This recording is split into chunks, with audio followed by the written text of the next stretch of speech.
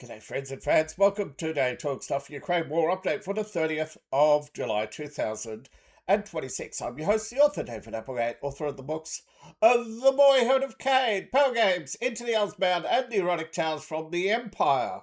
Part 1 is out now, so is Part 2. Part 3 is coming. I've got one more chapter to tweak, tinkle with, tinker, tinkle tinkle with. Yes, do not tinkle with your work. You do that separately. All right. Yeah, especially if you work in a large factory, tinkling while you work, it's going to get you a lot of laughs at you. The boss is going to admire your dedication, but he's going to make you mop it up afterwards. Now, all my links are in the link tree. This is my link tree. Yes, it's a QR code that opens up the website on your mobile device. Alrighty then. Now, while the war continues, I'll continue to bring you comprehensive news and coverage from the war. So, let's get the major parts over and done with so the OCD get their 5 minutes of news and move on to the next story. But I really appreciate those who watch the entire video, regardless. Alright, so what's going on here? Well. Missile crashed. Over here, we have yet another short time ago incident. Yes, breaking news. While I was preparing this article, breaking news, missile crashes in Poland, setting off a whole series of shockwaves and emergency meetings that are going on right now. By the time this story is over, the incident too will be over. Because we all know it's either going to be the result of jamming, electronic warfare,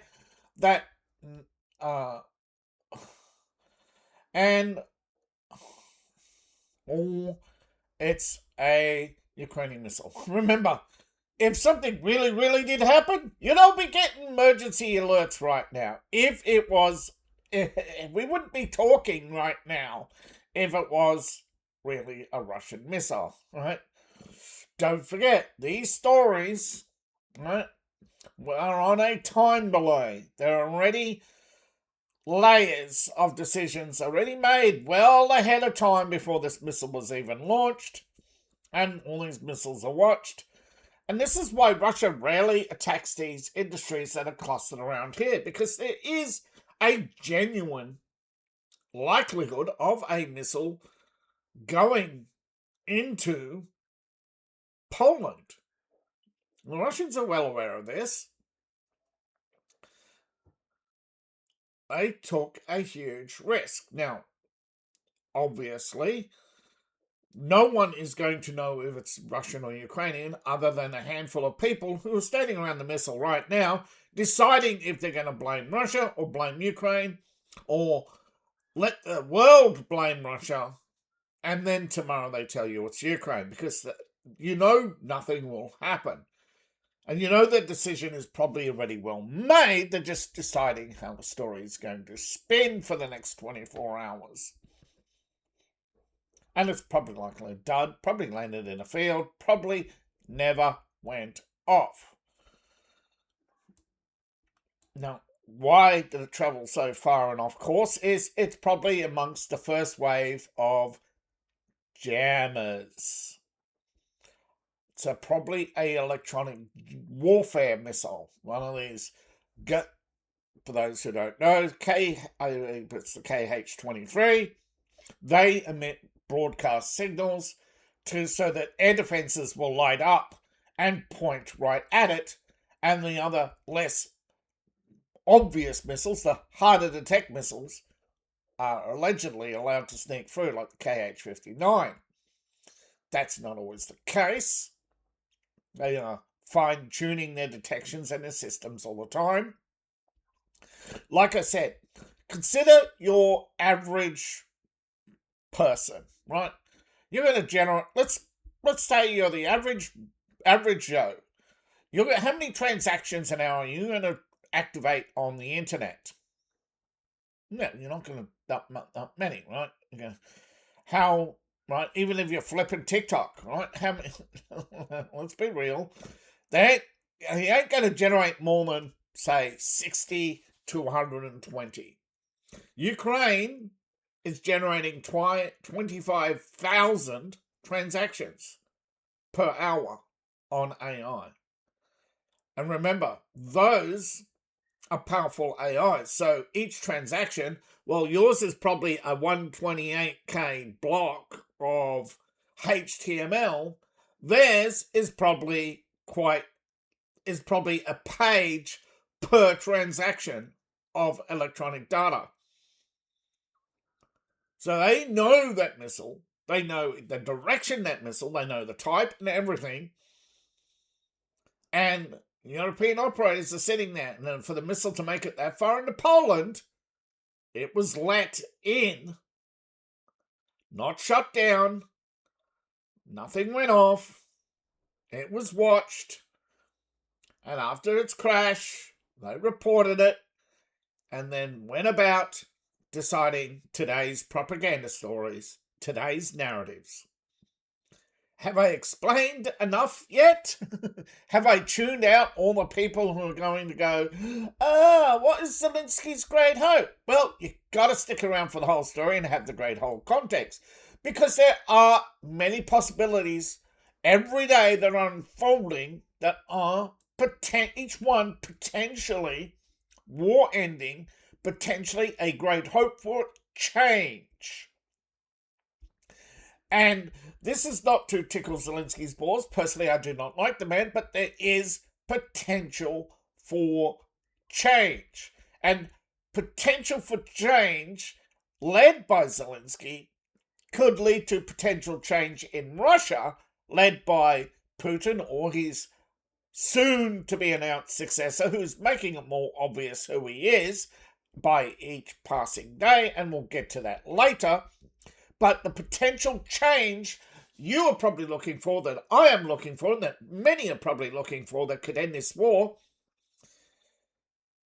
is only happened once before in my lifetime, and that is a change of sides, a change that could be earth-shattering, to say the very least.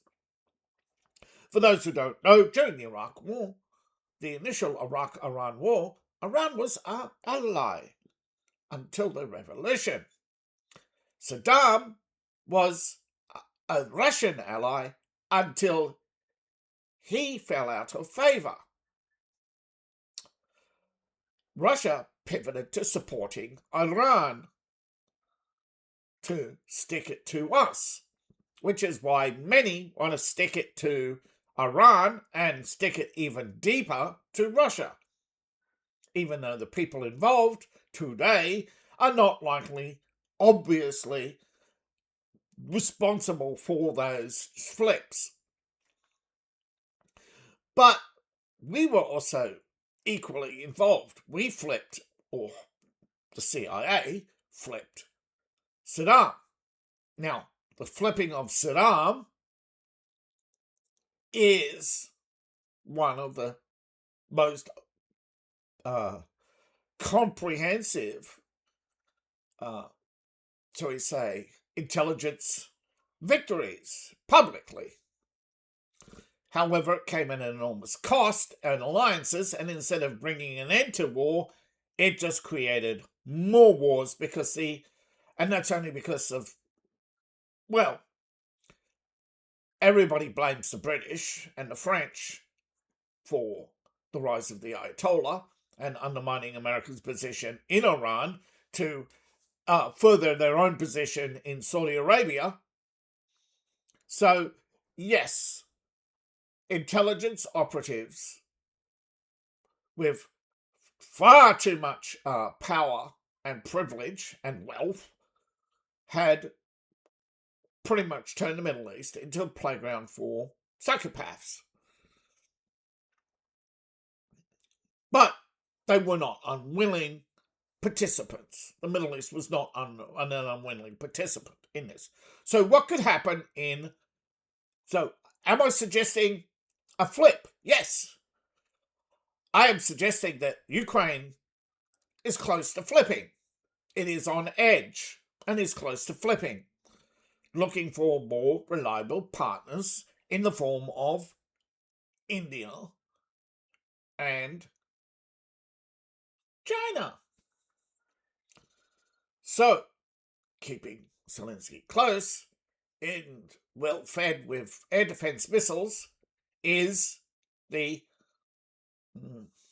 trap of treaties and alliances that Jefferson warned then America to continue on with its independence and strong independent streak and seek no alliances with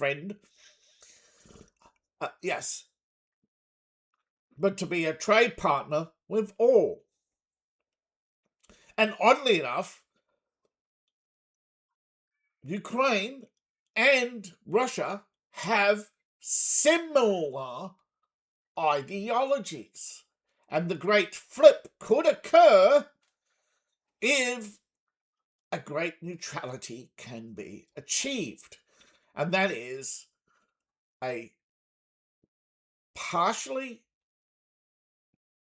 neutral Ukraine as a member of the European Economic Union, a partial de-escalation of NATO, with Germany and other countries scaling back their increased militarization, but rather seek a parity on spending and peg that to China, and in a European security framework include Russia as a pivot away from China and India. And there you have it, a neutral Russia, a independent Donbass, creating the buffer zone for a partially neutral Ukraine, though Ukraine would be a member of the Economic Union, not Russia. The Donbass would be neutral and neither a member of the Economic Union or a full state member of Russia, and would be a full demilitarized zone policed by Russia, and thus would end the Ukraine war. And before the rest of you tune out, that 30-40 billion a year would go back to your healthcare and reducing the debt, instead of propping up the Ukrainian regime for just another year or two to see more land seceded before they have to decide to end this war, because the cost is going to only go up. Now, what are the options if they continue the way they are? China will continue to interfere. China and India will seek to flip Ukraine or Russia, or invest deeper into Russia. But for Russia, BRICS is an unreliable partner, where Ukraine has a more reliable partner. As long as the West is a more reliable partner, the chances of China flipping Ukraine is low, but it is not impossible. Remember, until Zelensky, Ukraine was flippable. For now, Zelensky seems to be not able to be flipped away from Europe, simply mostly because of the idea of being Captain Sky Shield. I'm not entirely dismissing the idea of Captain Sky Shield, but I am only telling you or reporting you or warning you, however you want to take it, but that is his motive. Now, the Ukraine war is giving him valuable experience that could actually benefit Western Europe in that regard. And if I was an American defense company, I would be suggesting a deeper alliance with Zelensky for the United States, which is probably why Lindsey Graham was there doing exactly that. And along the way, I'm not saying it was China who gave Lindsay the heart attack, and I'm not saying it was Russia. I'm saying it was the influences in Ukraine that probably helped Lindsay on his way. Those who do actually seek to undermine Ukraine's delicate position, because remember, without Zelensky, the hardliners are exposed. The deep state does not operate openly. The obvious way to remove Zelensky is to take out not just Zelensky, but the four of the pillars of his support, and then leave him to the wolves. So along the way, amongst these drone strikes, I am telling you, there are drones that did not come from Russia. There have been reports before of drones launched in Ukraine by third parties. So, the longer this war goes, the more precarious Zelensky's position becomes, the more obvious it becomes to end this war to kill Zelensky. And that is where the flip is likely to occur if the coup is in fact led by one of these pro-China, or because I doubt a pro-Russian faction would be alive or still in Ukraine, because they need a population pro-Russian to work with, and they don't have it. But say a pro-China or a pro-Indian, yes, a pro-Russian operative would operate as one of those, particularly pro-Indian, given they're a more softer mask to wear in the form of trade and drone supplies. And that is probably why Ukraine right now is able to get 2 million rounds of very cheap AK rounds. Now, they do have a lot, they are slowly, but they do have a lot of AKs in Ukraine. So, while people are going to say, I made this all up, no, this is my analysis. It is not pulling out of my ass. It is months of watching politics in Ukraine and seeing a slow shift where once strong allies are now regarded as unreliable. We've had defense ministers and junior people removed over. Now, I believe a lot of these appropriations were, they set up a company in Poland, they pretend they're buying Western equipment or Western arms, and instead they buy off India or China and then pass the savings on to themselves. Typical middleman behavior. And Zelensky and his friends are, for want of a better word, influencers, and influencers are middlemen, and they all have middleman behavior, and that is a profit from both sides of the transaction.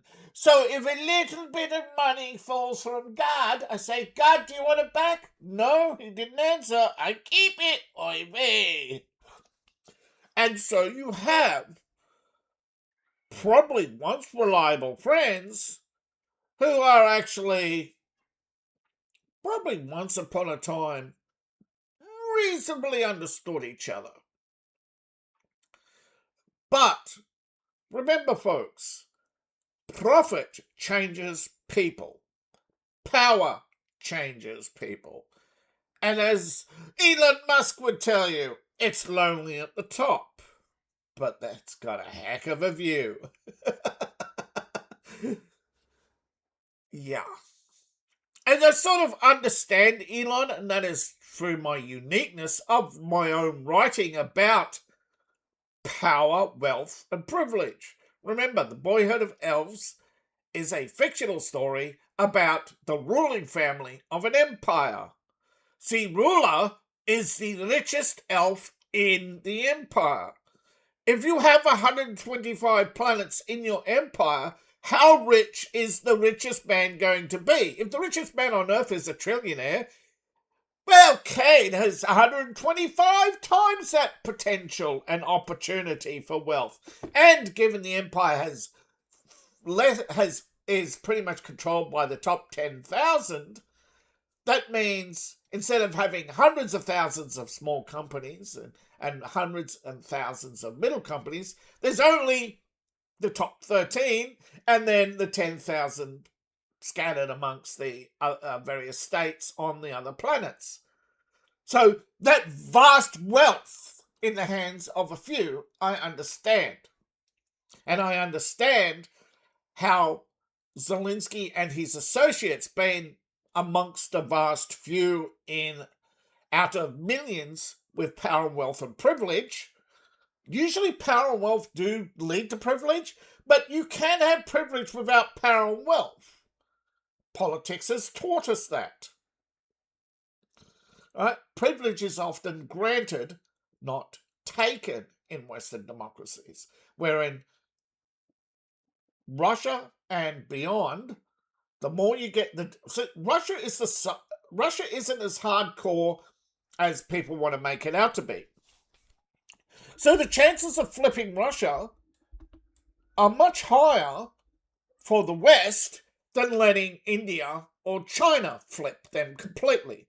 Right now, Russia's in a precarious situation. They may be winning on the battlefield, but they're losing the PR war. Sorry, in many cases, in some countries, completely lost it.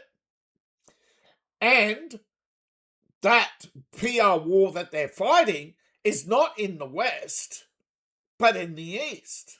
Russian reliability remember, China's lost the PR war on reliability. All they have is manpower, and that is why they've lost privilege amongst the global elite and have had seen not one, not two, but 9 of the top 10 companies in the world shift their position on China. Not just Apple, Microsoft, Google, Facebook. You look at trillion-dollar companies, right? And imagine now that each of them are a senator in a vast empire, and they may be competing against each other either tangentially or directly, but they are all competing or cooperating with each other at any one time, and sometimes simultaneously. You have divisions within Google and Facebook that are competing against each other on AI, while on the other hand, they're also competing for competition for advertising and other things. But on the grand scheme of things, they are forced to cooperate on trade policies that are favorable to their location, that is California. So that when it comes to global politics, the nut to crack was China. And now they realize when you crack open that nut, there is a demon staring back at you. And that demon wants to be number one. And that demon will use you, wring you out, and spit you out. Whether you're Elon Musk, Mark Zuckerberg, China changed, Larry Byrne. You look at a lot of the people who they've gone to. You look at a lot of the millionaires and billionaires who've gone to China, opened up offices, had meetings with Xi Jinping, and realized sitting on Trump's side of the table was far better than sitting on the side of the table with Gavin Newsom, Kamala Harris, and Xi Jinping. And they know it. Everyone knows it. No one wants to speak it, but those three, and probably a few others, Tim Waltz, are all sitting at China's table, all lurking at or leering at Elon and just looking at them like a Christmas turkey to be carved up, while China gets to sit there and say, every time they carve up a US company, I get fatter, I get bigger. And so our China's ambition is to have these politicians carve up Russia for them, whether it be Giorgia Meloni, I doubt it, she got very little say, or more likely Merkel 2.0, Macron, who is Hollande's toenail, to say toenail, I mean toe fungus, and of course Keir Starmer, who is now an advisor to Andy Burnham, and Andy Burnham, who is Karl Marx's left nut. Did I say left nut? I mean the excretion of Karl Marx's left nut. Remember, British Labour was founded by Marx himself through the Fabian Society. You can't get any more Marxist than that. Literally, you'd have to be one of Karl Marx's daughter's many bastard children. Probably Andy Burnham is a bastard, but I doubt he's one of Marx's children. Grandchildren at this stage. Or great-grandchildren. It was, yeah. Though they wish they were his children, of course they think like they're his children. But so flipping Russia and Zelensky is not entirely above the realm of possibility right now, because the war is as I said, a war is in a precarious state, and we could see an ambitious, strong and powerful united business group who could negotiate an end to this war. And if Elon, and I doubt he's watching, but Elon, Grok, and other AIs, they potentially could be the eyes and ears of the millionaires and billionaires in their decision making. And if I could see it, I'm telling you, the view from up there is a lot clearer and a lot less muddled with fiction. Now, yes, the biggest news today is actually not on the Ukrainian front, but the slicing and dicing of foreign influence peddling. I mean the slashing to the back end of human intelligence at the No Such Agency and its associates in the back end. Why is that important? Because it's not the front end, it's not the gatherers who are getting sliced, it's not the leadership that's getting sliced, it's the deep state that is getting doged out of a job, because we do not need peddlers and influencers when the biggest peddling and influence is direct trade and AI. We do, and for want of a better word, streaming. You don't need the state, you don't need hundreds of thousands sitting in the State Department, for want of a better word, gossiping all day, playing war games and board games and scenarios in order to spend 125 billion to come up with Mr. President, here's your daily briefing. No, that can be slashed. Heck, probably go to Grok and ask him to be my daily briefing. Although, to be honest, you'd want to train and scrape your own AI and do it on your own PC, but you can do it. You do not need these massive intelligence agencies to scrape all the news services of the world to put together a daily briefing to say, Mr. President, here are the top 10 threats today. And yes, flipping Russia and flipping Ukraine is probably the best solution to ending this war. And I would say the most obvious people to do it is not one person. It is a handful of people. It is Google, Oracle, Facebook, the Ellisons. It is a group of millionaires and billionaires led probably by Elon Musk to do their own global trade analysis and realize the elephant in the room is not Russia but China, and that to position themselves to have these massive data centers and to have this massive amount of land that is cooled almost all year round is indeed Russia, Ukraine, Belarus, and Finland, Poland.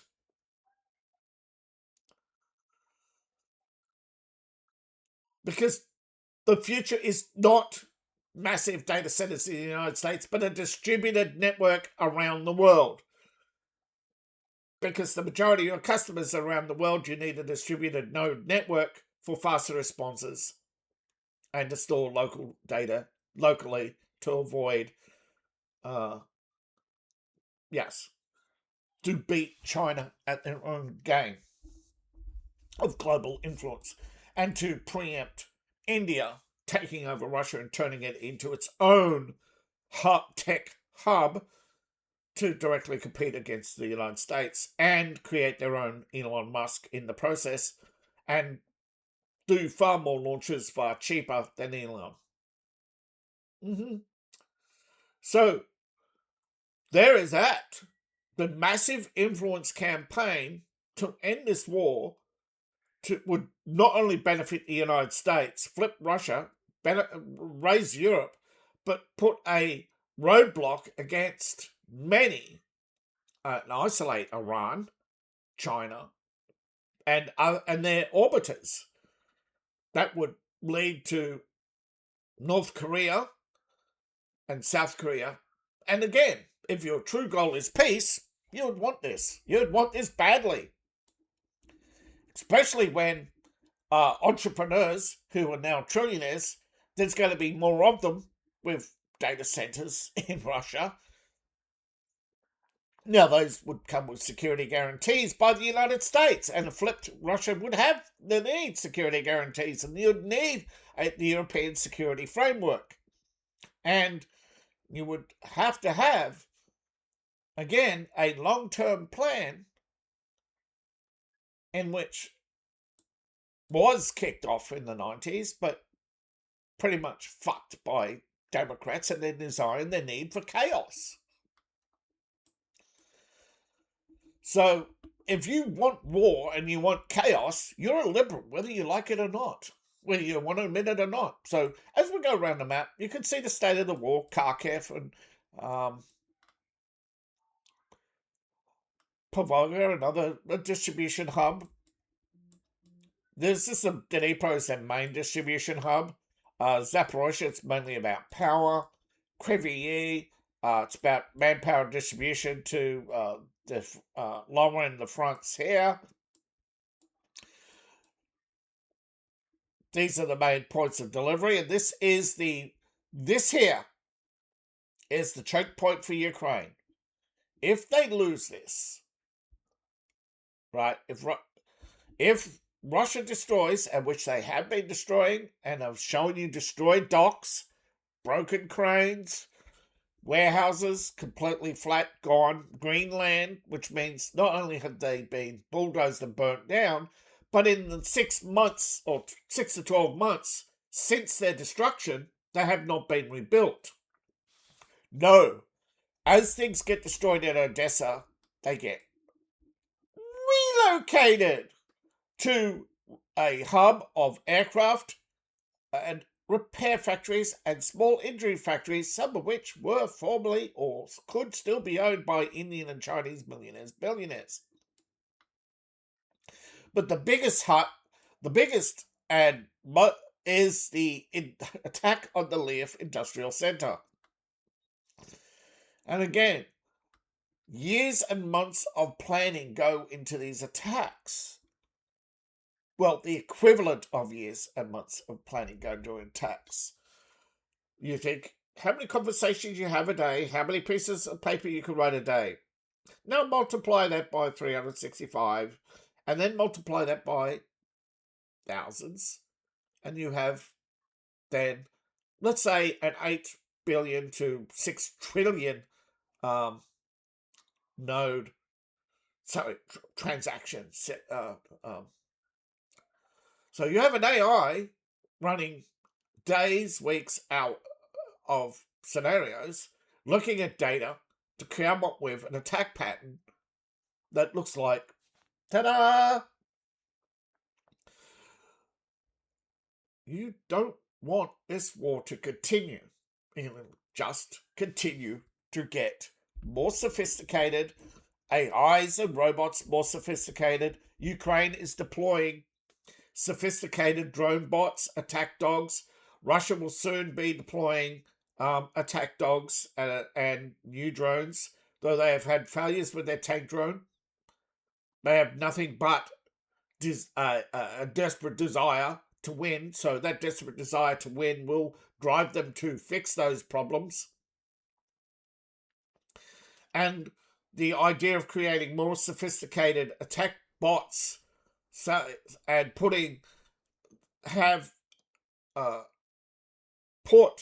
the T-14 program back a little bit, but it's still there, and driverless tanks with automated gunners will carry out an attack in clean precision, expend 14 to 28 rounds of ammunition as it moves, because it can move, stop, fire, and go without the need for human coordination, taking minutes out of every decision process, turning everything down to 3 computers the size of your mobile phone running a tank. Did I say 3? Probably 30, I should have said. About 3 per task. You have target identification, tracking, decision-making, and other decision-making processes, all carried out by specialized, trained robots who right now are probably now sitting in mainframes being, what do you call, scraping data off the battlefront, learning how to turn and pivot tanks, watching a tank take a turn over and over again, and watching those that flip, crash, or misfire, learning every process, creating algorithms. It's all put to win. And the desire to win is putting more and more people out of the decision-making process, whether it's somewhere between 30,000 and 180,000 intelligence analysts being put out of work, or State Department officials, or data operators, or in the classical days, newspaper readers, which people were once upon a time paid to read newspapers in order to analyze economic data output of countries. So you had an evolving job, and now what's the evolving job? Gunners in the battlefield AIs, gunnery AIs. We've already seen gunnery AIs in Russia. The Night Watch, those guys with the goggles, they got lead target designators, the same as you find in F-16s. Remember, F-16s are 30-year-old technology. Russia's retrieved how many F-16s from Iraq and Iran and others. It's the most shot down aircraft in the world. It's the most used aircraft in the world as well. They have everything they need to know. They're just learning still. And that learning phase of human intelligence and artificial intelligence on the battlefield, as I put to you, is why right now, And I can tell you why they desperately want a victory in Ukraine, because the Ukraine drone war is going to be the Taiwan Strait drone war, where China won't send boats. They won't send invasion barges. The first wave won't be even a blockade of naval ships. No, it'll be drones. It'll be to waste and identify the location of and to exhaust the Taiwanese defenders. And once they're drawn out, and worn down, you'll have the paratroopers in Taipei.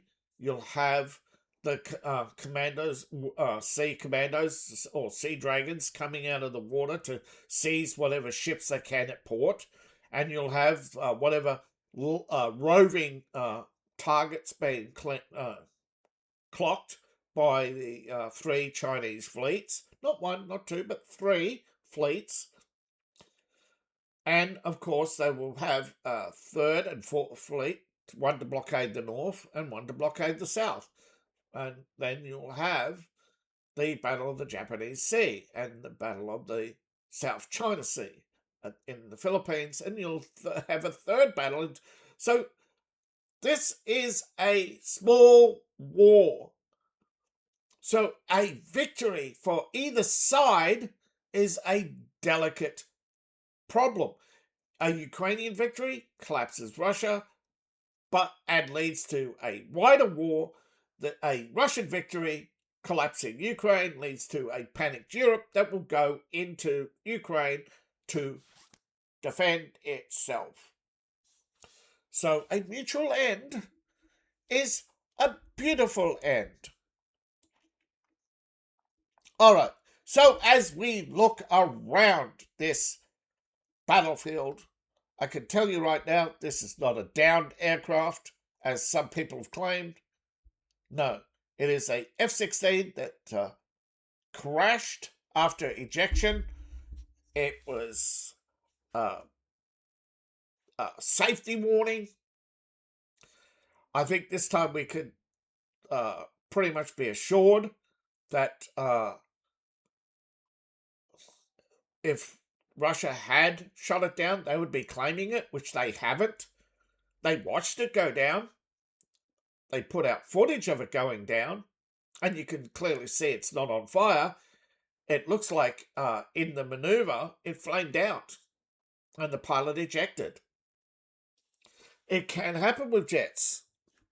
Again, this is the most shot down jet in the world, but it's also the most crashed jet in the world. And merely that is not because General Dynamics are bad at their job.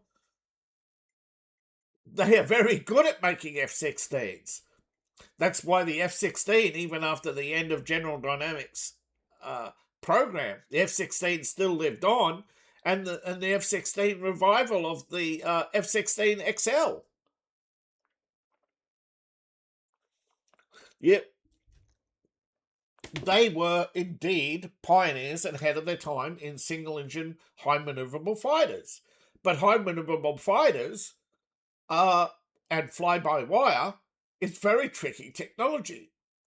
You can pull a tight turn, and you can pull a turn that you may be able to spin out of or crash. There are maneuvers you can pull off maybe once, but you do it again and the aircraft goes, I'm not going to fly anymore.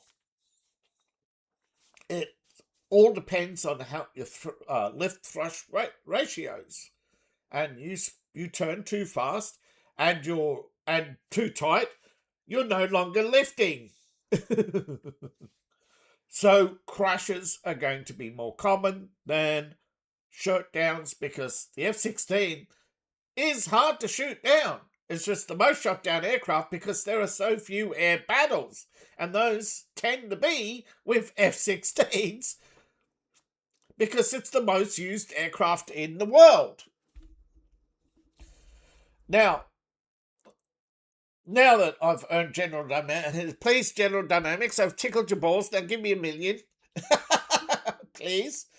But here we go. Zaporozhye and other areas barely blipped on the radar. I'm going to go differently this time, because here we've seen here we've seen most amount of movement without any battles. Hardly any battles are occurring, and when they do, the Russians are just inkling forward again, retaking territory.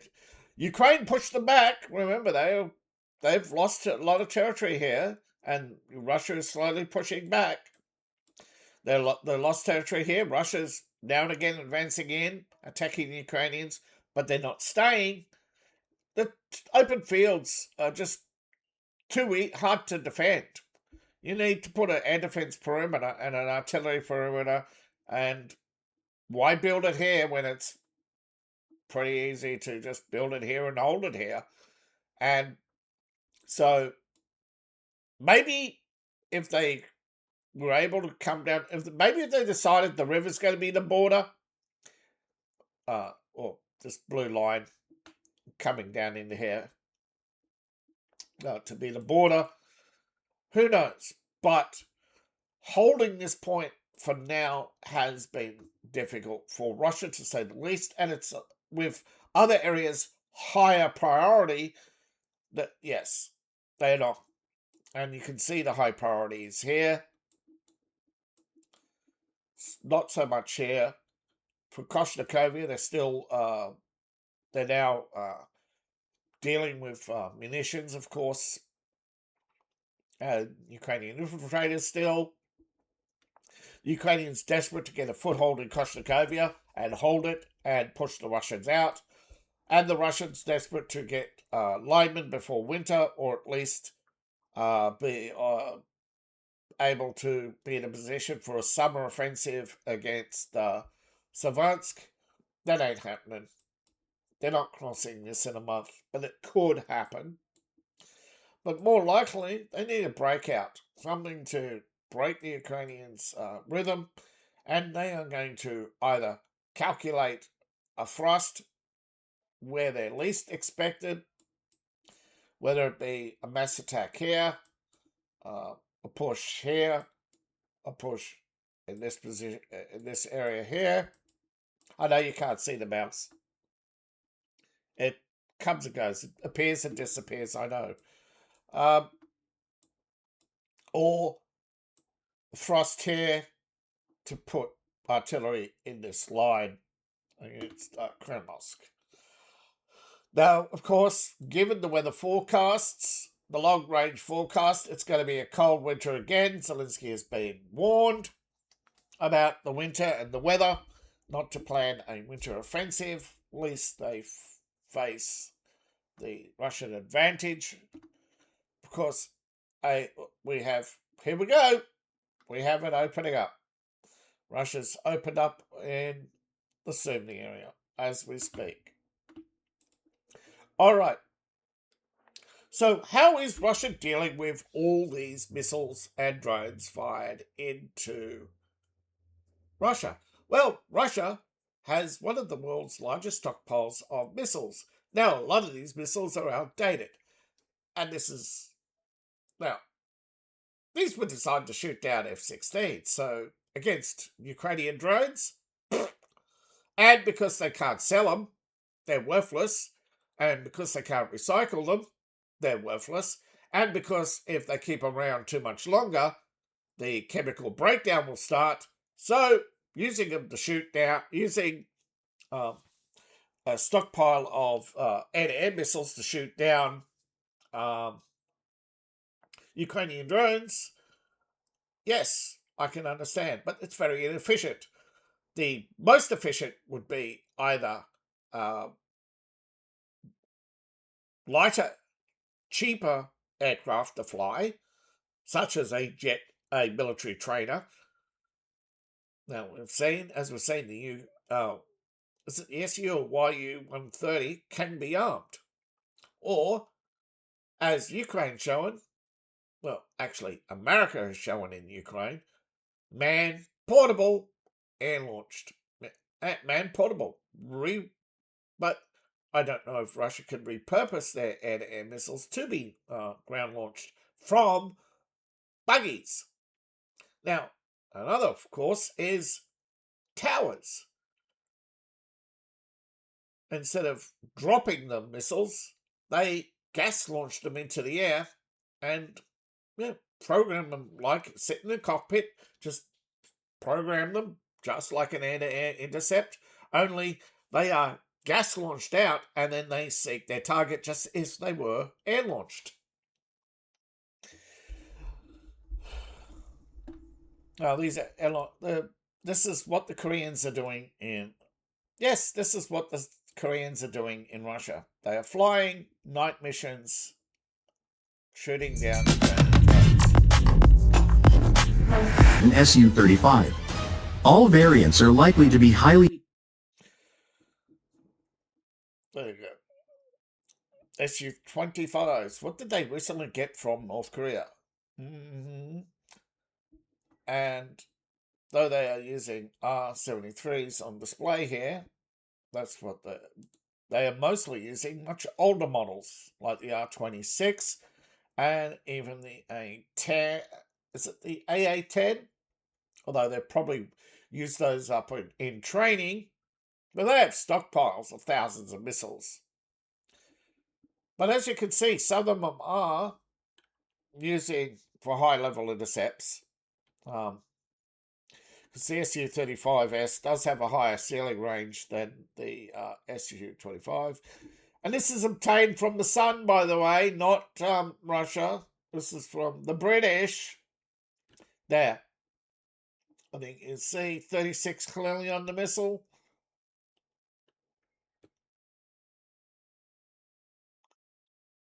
See what I mean about the peel-off maneuver? See how they peel off? He's getting close to... There. Right. Briefly there. Oh, no, it's a 73. So there you go. That's the newer variant. But that's the just-in-case missile. The smaller inner missiles are all the old missiles. But there they go. Long-range, high-speed interceptor, air-launched for shooting down cruise missiles. That's how they get the flamingos.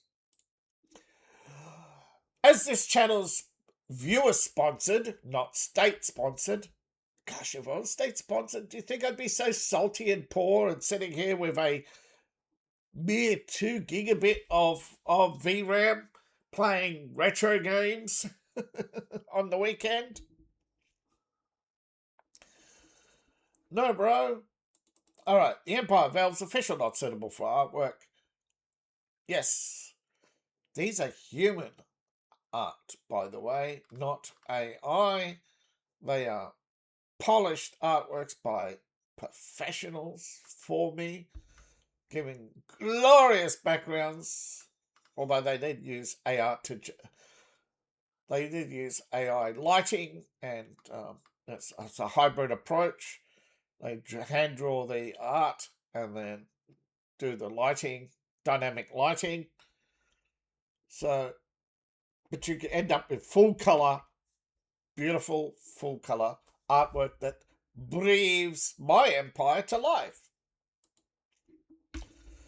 Now, as we are looking at launching soon, maybe 9 days, 8 days. All right, so at least 14 were killed in Russia as strikes occurred. Now the Russians are shooting back, and of course 14 Ukrainians and counting, because the attacks are still ongoing in the city of Lviv.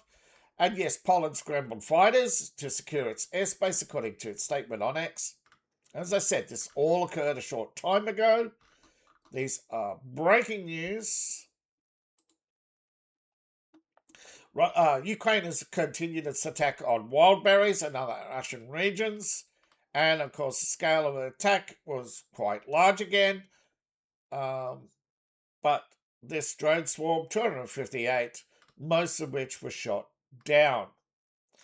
And again, there's also attacks on tankers in the Black Sea. Now, Russia's strike on Ukraine was massive and continued for at least until now.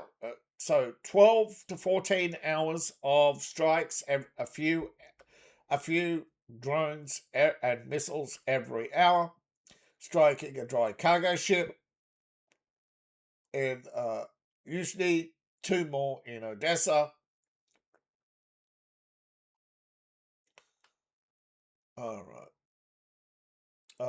They took out a company involved in the boosters and unmanned vehicle production for the Flamingo 1 and 2. The V1 and the V2. All right, so there's the Neptune and S-300 missile production. That's air defense systems. Although the Neptune is a long-range guided missile for multiple purposes, the S-300 is primarily air defense. Now they've taken out other Flamingo operational and Neptune plants, and as you can see, the design numbers are different. Yeah, these were secret wonder weapons that so far have not led to a Ukrainian victory. We have not given details of the Flamingo 7 and 8, but they are probably based on the new high-speed medium cruise missiles. Although the Flamingo 9 could most likely be a medium to intermediate.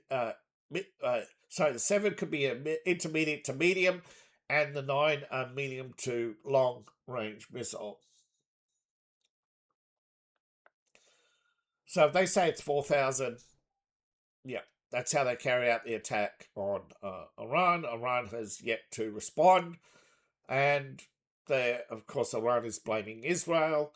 The ship was towed to port anyway, damaged. Iran so far has retaliated by hitting allegedly a US portable gas ship in Egypt, though Iran has failed to claim responsibility. It is believed to be the furthest attack Iran has made to date. Egypt has vowed to hunt down the perpetrators because ultimately that's Egypt who loses a lot of money having a ship damaged in its ports.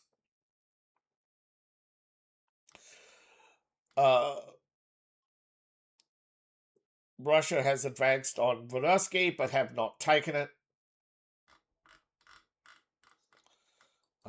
Some people are reporting it as fallen. But Ukraine has still holding on there. It could fall, but more often than not, it's a 50-50 chance, okay? So more often than not, there are channels much bigger than me who get away with lying routinely while people hold me to account. I don't get it. Is it because I'm not American or Ukrainian, or is it because they're Ukrainian and you can't take it out on them? So you take it out on me because you can't take it out on the brown man. Even though, why do you think Ukrainian are brown men? They're not. They're whiter than me. I'm the brown man. Now, the Polish defense minister has dismissed claims that Russia could attack, or that the latest missile attack was a provocation to, or provocative. No, they're pointing to the military front threat to Poland, with everybody preparing for a global confrontation by 2027. The Polish, yeah, they're all telling you up front, the war has been booked for 2027, and I'm telling you, it's data.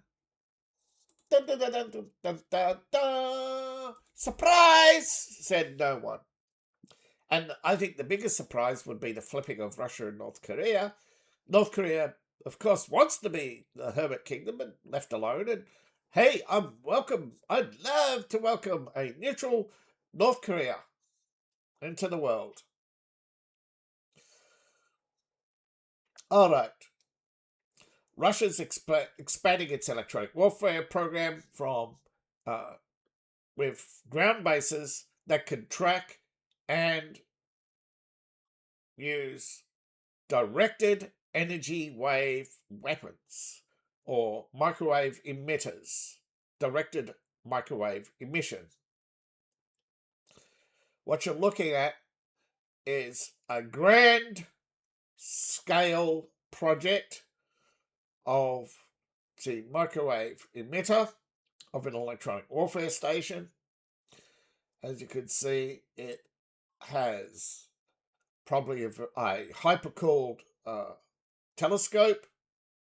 You can hardly tell because the telescope's mounted in a green box on a gun mount, but that gun mount has a pair of Mickey Mouse ears, and those Mickey Mouse ears are the microwaves. The telescope, the cooled telescope, is the optical tracker. It optically tracks the target satellite, and its Mickey Mouse ears do the taxi door adjustments, and the top one does the measurements, the thermal and electromagnetic output of the target satellite is measured and tracked by its fine tuning radar. So you have the target identification and all that done by really big arrays that feed the tracking information into this unit, and then this unit fine tunes its little. So basically, you have a really big system identifying that needle in the haystack, or should I say that pixel moving on the screen in a sea of pixels, and that sea of pixels is eventually zeroed in on what appears to be now. Let's see. Let's look at this live, shall we? Or for me, it's live. 3-inch telescope.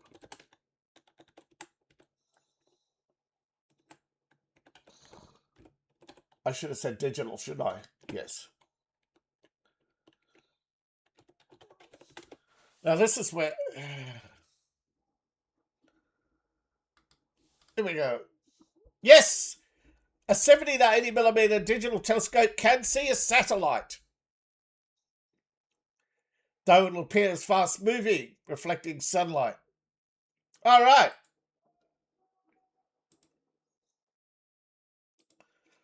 So yes, this little sucker right here can see a satellite. Now, why do I say that it's hyper cool? Well,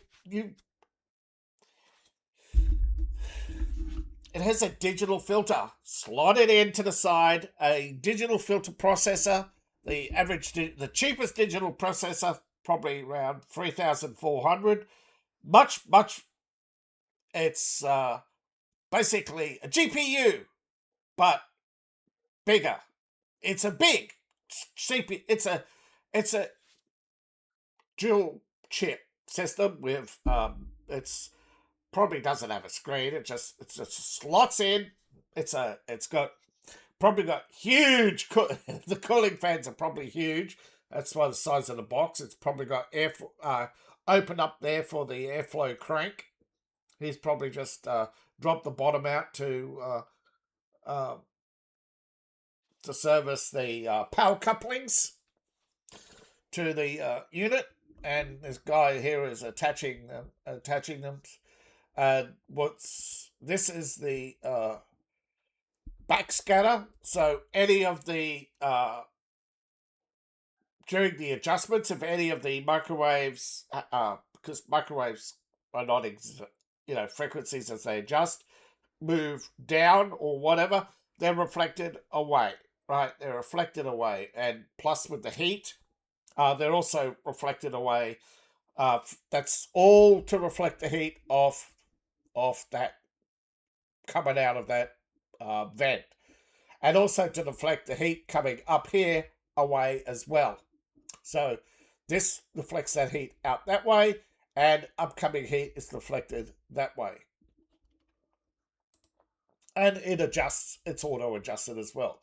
Now, 70% of Americans say tech companies have too much influence. How about leveraging that influence, you silly gooses, to end this war? That's why Russia doesn't want your tech companies to have influence.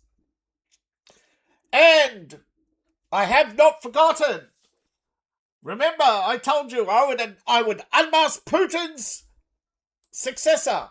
He has unmasked himself.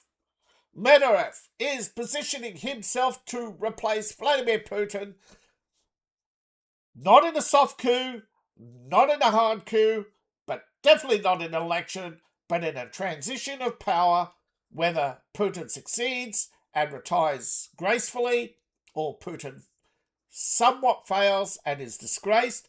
Either way, you're going to get Medvedev for at least a year before the Russians' elections. Now, because Putin has been somewhat successful, they are not going to throw him out of a window. Though it is in the realm of possibilities that then in the coming weeks and months, some people might get thrown out of a window, not because of anything I said, but because of stuff that they've said and done to embarrass Russia and to have made promises like the T-14, for instance, and the S-550 and the various other programs that have made not even a bit of change on the battlefield, whereas others who have made changes on the battlefield, now, such as the head of Rostom, and with his fragmenting bullets, the new air defense missiles, etc. Now, it has been widely reported that, yes, some of the previously failed gun projects are making a comeback. They are wanting to make guns cheaper in Russia. That is not a surprise. Every country right now is looking to make guns cheaper. All of this is brought unsponsored by you, the audience. So, Empire Valves. That's one word. EmpireValves.myshopify.com. Your one-stop shop for enchanting treasures basically on writing. You'd love to support the channel. Support me today. Please. Thank you. I really appreciate it. Thank you for watching, especially those who watch the entire show. You're fully informed and not a half-wit like most people who just scroll until they find something, until they find a car crash to laugh at. Yes, I know. A lot of you are watching this show for the car crash that is Ukraine.